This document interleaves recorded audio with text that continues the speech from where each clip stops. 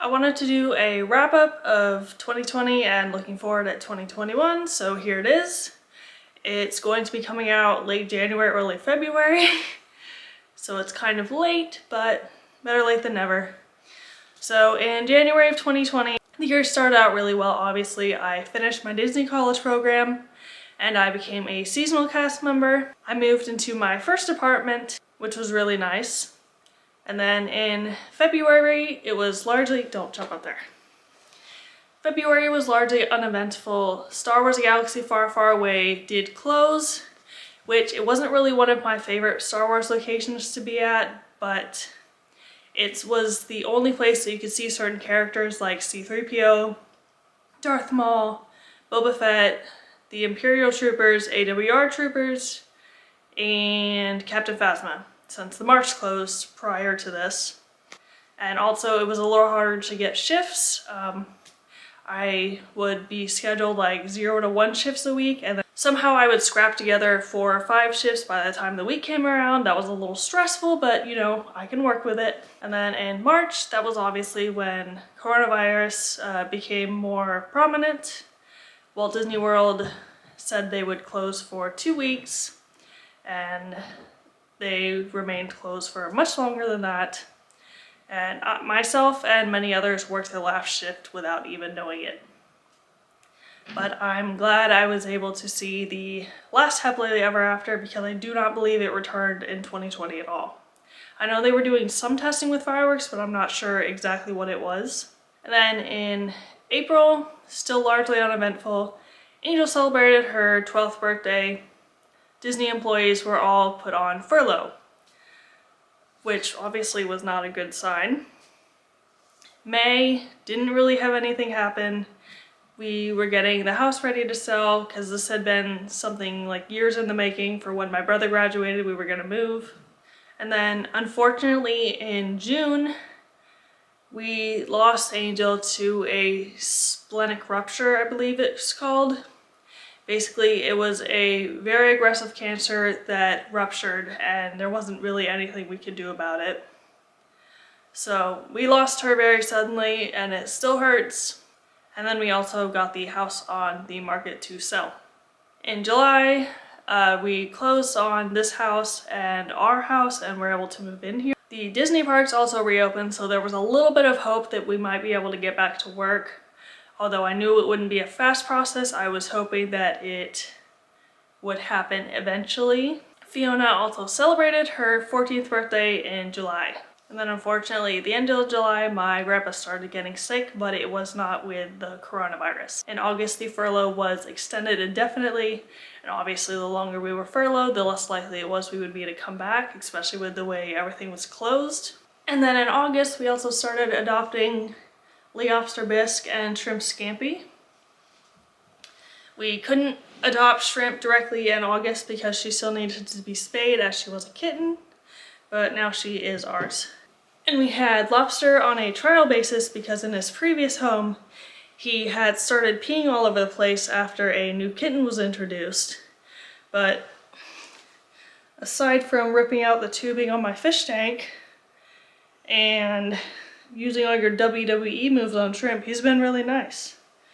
Oh, and stealing food off the counter. He loves food. And then unfortunately in September, my grandpa did end up passing away, and the cause of death was failure to thrive, which I guess means they just didn't really know. Because I don't know, he'd been kind of going downhill steadily for a while, and then he just like dropped suddenly. So go walk outside your house for 30 minutes and let your organs know you're still alive. And then in October, we received a notice that many of us were going to be laid off. And unfortunately, because I was seasonal, I don't have the rehire status that the union part-time and full-time has. Going back to spring of 2019, my family found a tumor on Fiona, took her to the vet, and the first vet told us it was nothing to worry about. My mom said, I don't believe that. So she took her to a different vet, and they said it was a grade 3 mast cell tumor, which is the highest grade that it can have, meaning it's the worst. Fortunately, they were able to remove it. However, she was given 4 to 6 months to live. And unfortunately during that time we had to put my dog Colby down because he was 15 years old and was starting to not have a good quality of life. We knew that he would have to be put down before my program ended in August. So while that one hurt, it wasn't that much of a shock. Going forward to October, late October, early November of this year, we found the tumor again, and unfortunately this time surgery was not an option. It had just become too invasive too fast. So we just made her comfortable for the time that she had left, because she had already outlived the original estimates she was given. And November didn't really have anything, thankfully. In December, we started fostering Hokie and our puppies Ham, Yam, and Spam. Jumping forward a little bit, they were all adopted January 16th of 2021. And thankfully Hokie was also adopted then. I thought we would have her a lot longer, but it sounds like she's doing really well in her home, and her name is Sadie now. They don't have a yard, so they have to leash walk her, and since she's a little weird around people that she doesn't know, the first couple days were a little rough, but it seems like she's settling in nicely now. And then Yam's name is Bailey. She's doing really well. She started training classes. Ham is named Charlie now. He has a sister named Hershey, and they play with each other and tire each other out, which is really nice for them. And then Spam is Sam now. The kids wanted to keep Spam and the parents did not, so they compromised. She's doing really well. It seems like the kids are able to tire her out. But it wasn't really too much of a concern with the puppies because they usually adapt to situations quickly. But it's really good that Hokie went home. I'm glad she was able to find a good family.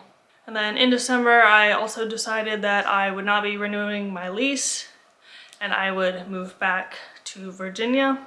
Fiona had good and bad days, but unfortunately on December 27th, she let us know that it was her time to go, which was very inconvenient because the time between Christmas and New Year's, things are closed. There's too many emergencies going on, things are having trouble keeping up, but we kind of figured that's when she would go. But we let her sit outside that morning, and she enjoyed sitting outside in the cold one more time. So she had a good life. December 31st, we left Virginia to Florida to get my stuff to come home. And we also stopped at Disney Springs while they were there. While we were there, they had a really long queue for temperature checks set up, and when we went, there was nobody there. We walked straight in pretty much. And they also had Christmas decorations up, which was a little nice. To get into World Disney, it was a 45-minute wait, which really isn't worth it. In fact, having traveled during the pandemic, it's really not worth it to go anywhere right now. You can't do anything really. Now that we've looked back at this year, I want to look forward now to the things that I hope will happen this year. So the first thing I need to get is a job. So far I've applied to 5 different places and one of them has already told me no. So I am off to a great start on that. I also currently have 41 subscribers. I am hoping to get to 100 by the end of the year. So let me know down in the comments what kind of videos you want to see. Do you want to know something about Disney? Do you want to see me go on a certain hike at Shenandoah? Let me know. And then hiking wise, what I'm hoping to do, which might depend on the kind of job I get, is to have at least 7 nights of overnight camping. So I can get used to that. I set the goal low just so I would be able to easily surpass it, hopefully. And then I'm also hoping to do at least 5 strenuous hikes. Because the Sugarloaf Trail hike, I think it's moderate. It might be strenuous, I don't know. Anyway, that was a lot. I'm very not in shape for this, and I'm hoping to hike the AT next year in 2022. Depending on how this year goes, I might have to push it back a little bit, unfortunately. That is my look back and my look forward. I hope you enjoyed it. Thank you for watching.